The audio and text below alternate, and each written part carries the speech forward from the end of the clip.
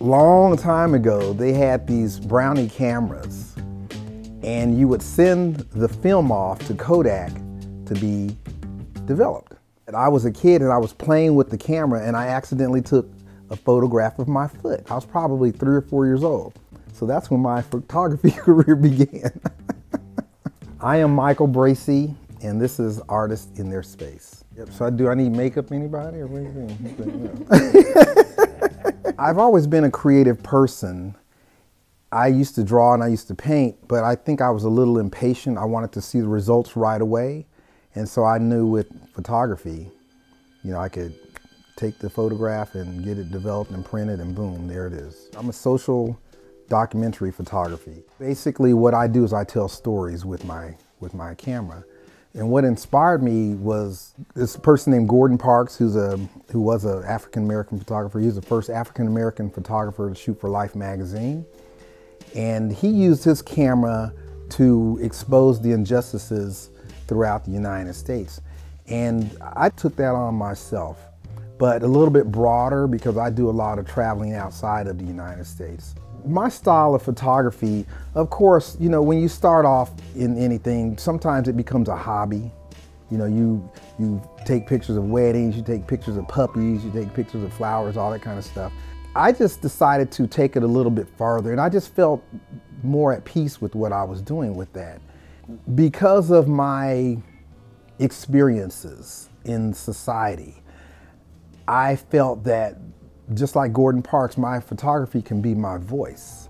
Not only did I want to express what I was going through and feeling here in the United States, but I also wanted to educate people about African descendants within the Americas that were brought over here for basically the same reason, to become slaves, to help build up the European treasure chest, I guess you could say. A lot of my work is focused on the African diaspora.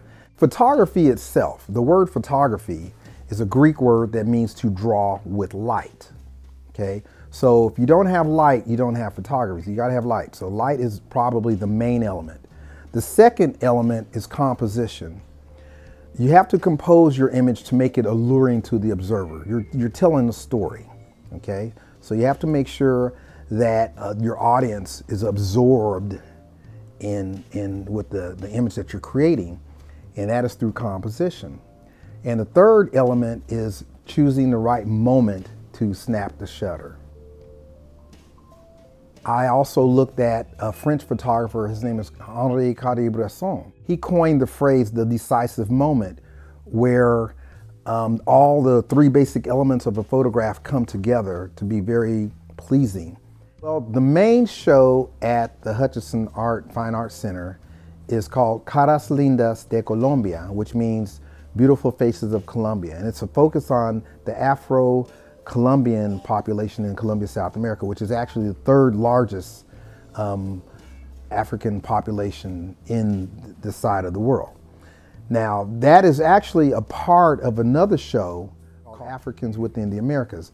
Now, there's a small display of Africans within the Americas, but which is images from like Jamaica, Brazil, Puerto Rico, Dominican Republic, et cetera, but the gist of the show that's hanging now is the focus on Afro-Colombians. The first time I went to the motherland, I specifically went to Ghana, and all up and down the West Coast there are castles that held people of African descent before they were shipped to the Americas. And so I distinctively remember going into to the Elmina slave castle. And I'm in this like the dungeon where they held the people before they shipped them out.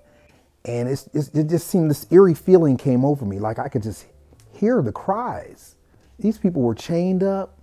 They were just stripped of everything that they knew. They were separated from their families, and they were going through that door of no return, just by me knowing the history, knowing that, wow, my ancestors were here and they cried. That made me cry. That made me cry. I make it a conscious decision to not be exploitive when I'm photographing people. A lot of my family and friends are not able to travel like I am, and I just want to photograph my cousins and my aunts and my uncles and talk with them and go back and tell my biological family and my friends, this is what I saw. You know, I want to educate people that way. This is what I saw.